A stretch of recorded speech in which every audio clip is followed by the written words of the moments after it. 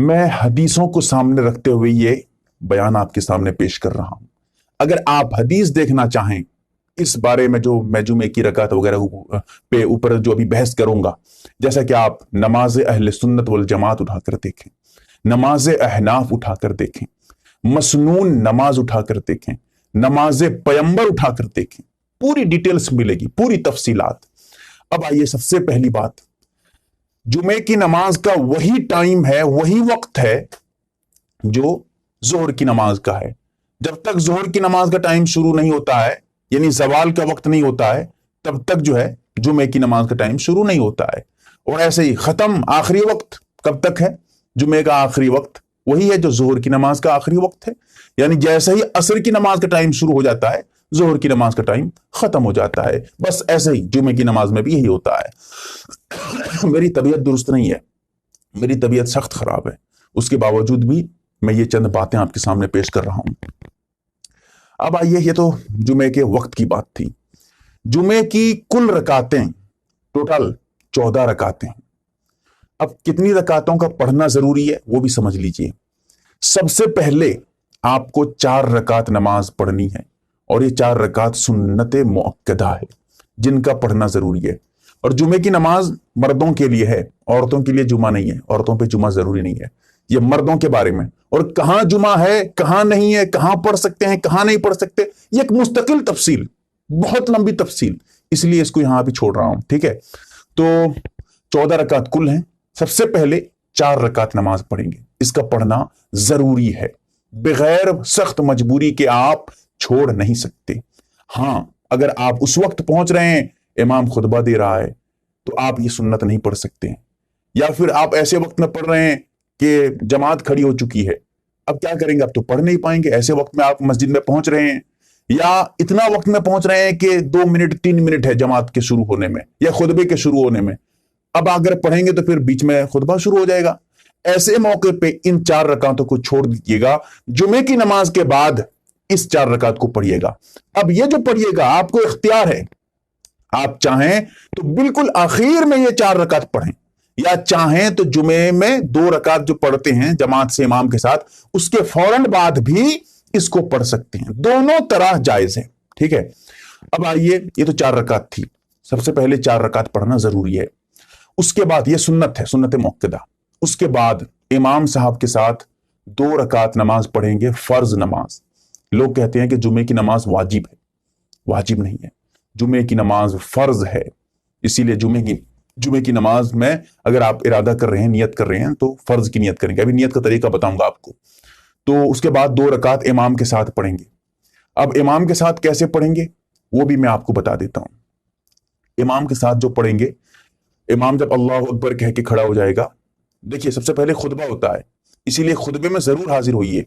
खुतबा 2 रकात के कायम मकाम है, इसीलिए खुतबा अगर छूट जाए तो समझिए कि 2 रकात का सवाब आपके हाथ से निकल गया। जब खुतबा शुरू हो जाता है तो फिर समझिए कि जुमे में जो असल रूहानियत है, जो सवाब, असल मग्ज है, वो मग्ज आप खो चुके हैं। तब भी अगर खुतबा छूट जाए, सिर्फ आके आप जुमे की नमाज में शामिल होते हैं, तब भी जुमे की नमाज आपकी हो जाएगी। लेकिन जुमे के में जो असल मग्ज था, जो असल सवाब था, वो सवाब भी आपके हाथ से निकल चुका है। फरिश्ते जब खुतबा शुरू होता है तो रजिस्टर बंद कर देते हैं। सोचिएगा कितनी बड़ी महरूमी आपसे हो गई। अगर आप पहले आ जाते खुतबा से पहले, तो रजिस्टर में आपका नाम चढ़ जाता। तो अब जो है, खुतबा शुरू हो जाए तो आप सुन्नत नहीं पढ़ सकते। और उसके बाद खुतबे के वक्त बैठने का तरीका क्या है? आपके लिए जो आसानी है वैसे बैठ सकते हैं, वरना जैसे आप अत्तहियात में बैठते हैं वैसे ही बैठिए, तो ये बेहतर तरीका है। वरना अगर कोई मोटा ताजा आदमी है, सही से नहीं बैठ पाता है, वो उसको जिस तरह आसानी है वो उस तरह बैठ सकता है। वरना कोशिश ये करें कि जिस तरह आप अत्तहियात में, तशहुद में बैठते हैं, उसी तरह बैठने की कोशिश करें। और चेहरा इमाम की तरफ मत करें, इमाम की तरफ नहीं करना है आपको, चेहरा किबले की तरफ करना है। हाँ, किबले की तरफ चेहरा करके बैठेंगे, लेकिन हाँ देखेंगे इमाम की तरफ, यानी आपका धड़, आपका रुख किबले की तरफ होगा, लेकिन चेहरा आप देखते रहेंगे इमाम को। इमाम खुतबा देगा, आप उसको देखते रहिए। ठीक है, इमाम को देखना है खुतबे के वक्त। एक एक आदमी होते हैं नीचे मुंह करके बैठे रहते हैं, खुतबे के वक्त इमाम को देखना चाहिए। اب اس کے بعد نیچا منہ بھی کر سکتے ہیں، جائز ہے، لیکن دیکھنا چاہیے امام کو، کیونکہ کیا بیان کر رہے ہیں نہیں کر رہے ہیں ایک الگ بات ہے۔ اب اس کے بعد یہ سمجھیے کہ جب امام خطبہ دے چکے ہوں گے، اس کے بعد آپ نماز شروع کریں گے۔ آپ امام کے پیچھے پڑھ رہے ہیں، جمعہ تو بغیر امام کے ہو ہی نہیں سکتا، تو لہٰذا آپ ارادہ کیا کریں گے؟ میں 2 رکعت فرض نماز امام کے پیچھے جمعہ کی پڑھ رہا ہوں، میرا رخ کعبہ شریف کی طرف، اللہ اکبر کہہ کر نماز میں باندھ لیجئے گا ہاتھ۔ اور یاد رکھیے اگر آپ امام ہیں تو کہیے گا میں 2 رکعت جمعے کی فرض نماز پڑھا رہا ہوں، مقتدی ہے تو امام کے پیچھے پڑھ رہا ہوں، امام ہے تو پڑھا رہا ہوں، میرا رخ کعبہ شریف کی طرف، اللہ اکبر۔ یہ زبانی اگر آپ کہنا چاہیں تو کہہ سکتے ہیں، ورنہ نیت زبان سے کہنا ضروری نہیں ہے، ان الفاظوں کا ادا کرنا سنت نہیں ہے، ضروری نہیں ہے، کوئی واجب نہیں ہے، کرنا چاہیں گے تو کہہ سکتے ہیں لیکن ضروری نہیں ہے۔ ضروری کیا ہے؟ دل میں ارادہ کرنا جمعے کی نماز پڑھ رہا ہوں۔ آپ کا آنے کا مقصد یہی تھا جمعے کی نماز پڑھوں گا، تو بس دل میں وہی سوچ ہے تو آپ کی نماز ہو گئی، زبان سے ادا کرنا کوئی ضروری نہیں ہے۔ اب اس کے بعد یہ سمجھیے کہ یہ تو نماز شروع ہو جائے گی۔ اب جو نماز شروع ہوگی، امام صاحب اللہ اکبر کہہ کے ہاتھ باندھ لیں گے، آپ بھی ہاتھ باندھیں گے، لیکن ہاں اتنا خیال رہے امام سے پہلے جیسے آپ اللہ اکبر نہ کہیں۔ اگر امام کا اللہ اکبر ختم ہونے سے پہلے آپ کا اللہ اکبر ختم ہو جاتا ہے، تکبیر تحریمہ شروع میں جو اللہ اکبر کہہ کے نماز شروع کرتے ہیں، تو پھر آپ کی نماز ہی نہیں ہوگی۔ اسی لیے یہ خیال رکھیں امام کے تھوڑے بعد میں تھوڑے پیچھے تکبیر کہتے رہیں، دوسرے تکبیرات میں آگے بڑھیں گے تو مکروہ ہے، نماز ہو جائے گی، لیکن تکبیر تحریمہ میں شروع کی تکبیر میں اگر آپ آگے بڑھ جاتے ہیں امام سے تو آپ کی نماز نہیں ہوگی، ٹھیک ہے۔ اس کے بعد اب امام بھی ثنا پڑھے گا، آپ بھی ثنا پڑھیں گے۔ اس کے بعد امام صاحب قرات شروع کریں گے۔ امام صاحب کیا کریں گے؟ ثنا پڑھنے کے بعد آہستہ سے ثنا پڑھیں گے، آپ بھی آہستہ ثنا پڑھیے گا۔ امام آہستہ سے ثنا پڑھنے کے بعد پھر آہستہ سے اعوذ باللہ پڑھیں گے، پھر بسم اللہ پڑھیں گے، اس کے بعد پھر سورہ فاتحہ پڑھیں گے۔ آپ کو کیا کرنا ہے؟ آپ کو کچھ نہیں کرنا ہے، صرف جو ہے آپ ثنا پڑھ کر خاموش رہیں گے، چپ چاپ رہیں گے، کچھ نہیں پڑھیں گے۔ آپ اعوذ باللہ بسم اللہ کچھ نہیں، صرف ثنا پڑھ کے چپ رہیں گے۔ ہاں ثنا پڑھ رہے تھے امام صاحب، سورہ فاتحہ شروع کر دیتے ہیں الحمدللہ رب العالمین، بس ثنا جہاں تک پڑھے ہوئے تھے وہیں سے چھوڑ دیجئے، وہیں سے ختم کر دیجئے، اب چپ ہو جائیے، ٹھیک ہے۔ اس کے بعد امام صاحب پھر جو ہے جب غیر المغضوب علیہم ولا الضالین کہیں گے پھر آمین کہیں گے۔ امام صاحب سورہ فاتحہ زور سے پڑھیں گے تو آپ چپ چاپ سنتے رہیں گے، جب جو ہے آمین کہنے کی باری آئے گی تو امام صاحب آمین کہیں گے، آپ بھی آمین کہیں گے، لیکن آہستہ سے، زور سے نہیں۔ پھر اس کے بعد امام صاحب بسم اللہ الرحمن الرحیم آہستہ پڑھیں گے، پھر اس کے بعد زور سے اب قرات شروع کریں گے، پھر کیا سورہ ملائیں گے، کوئی سی بھی سورہ ملا سکتے ہیں، کوئی دقت نہیں، آپ چپ چاپ رہیں گے۔ رکوع میں جائیں گے امام صاحب، آپ بھی رکوع سے اٹھیں گے، رکوع میں تسبیحات پڑھیں گے۔ اگر دو تسبیح پڑھے ہوئے تھے امام صاحب اٹھ جاتے ہیں، وہیں سے اٹھ جائیے۔ 3 تسبیح پڑھے ہوئے تھے امام صاحب اٹھ جاتے ہیں، اٹھ جائیے۔ 5 تسبیح کی جگہ 4 تسبیح آپ پڑھے ہوئے تھے امام صاحب سمی اللہ لمن حمیدہ کہہ رہے ہیں، چھوڑ دیجئے، 4 تسبیح پہ چھوڑ کے اٹھ جائیے، کوئی دقت نہیں۔ تو اس طرح کر کے رکوع سے اٹھ جائیں گے۔ رکوع میں جب آپ کھڑے ہو جائیں گے تو کھڑے ہونے کے بعد امام تو جو ہے سمی اللہ لمن حمیدہ کہے گا، آپ کہیں گے ربنا لک الحمد۔ ایک حدیث میں واو کا لفظ بھی ہے، ربنا ولک الحمد، یہ بھی کہہ سکتے ہیں واو کے ساتھ، دونوں طرح جائز ہے۔ اور امام کو چاہیے کہ امام سمی اللہ لمن حمیدہ کہنے کے بعد وہ بھی ربنا لک الحمد کہے۔ یہ ضروری نہیں ہے، بہتر طریقہ بتا رہا ہوں، افضل طریقہ وہ آپ کے سامنے پیش کر رہا ہوں۔ اس کے بعد پھر رکوع سے سجدے کو جائیں گے، سجدے میں اسی طرح جس طرح جاتے ہیں تکبیرات کہتے ہوئے، آپ بھی ایسا ہوتا ہے کہ امام صاحب تکبیر کہہ کے چلے جاتے ہیں، آپ چپ چاپ چلے جاتے ہیں، نماز تو ہو جائے گی لیکن آپ کو بھی تکبیر کہتے ہوئے آہستہ سے دل ہی دل میں اللہ اکبر کہتے ہوئے جانا ہے آپ کو بھی۔ اس کے بعد 2 سجدے ہوں گے، دونوں سجدے کے بعد کھڑے ہو جائیں گے امام صاحب، پہلی رکعت مکمل۔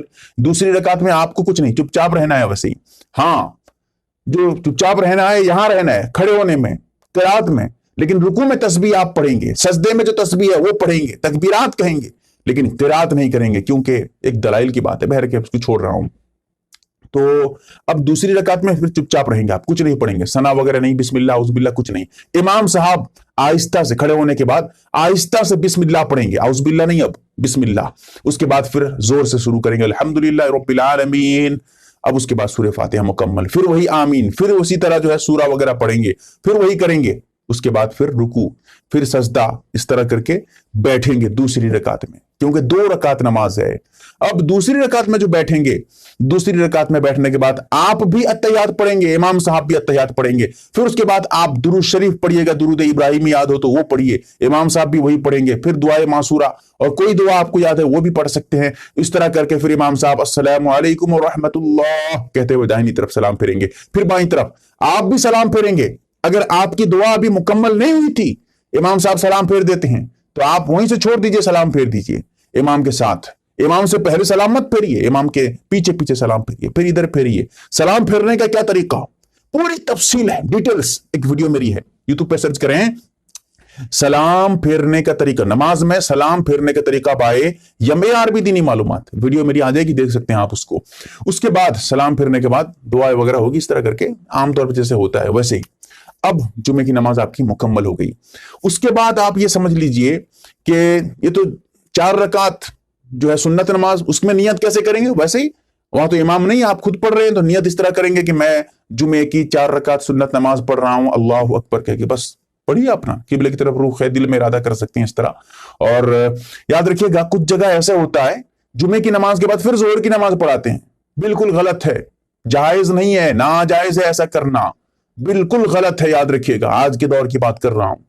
اس طرح کا کرنا، جمعے کے دن جمعے کی نماز پڑھیں گے پھر ظہر کی نماز پڑھتے ہیں، بالکل غلط ہے، احتیاط الظہر نام رکھا جاتا ہے اس کا، بالکل بدعت ہے، جائز نہیں ہے، یاد رکھیے گا۔ اسی لیے ظہر ہے تو ظہر آپ پہ ضروری ہے تو ظہر پڑھیے، ورنہ اگر آپ پہ ظہر نہیں ہے، جمعہ وہاں ہے تو جمعہ ضرور پڑھیے۔ تو یہ کریے گا، ایک لمبی بات ہے، بہرکیف۔ اس کے بعد 4 رکعت اور 2 رکعت، 6 رکعت ہو گئی۔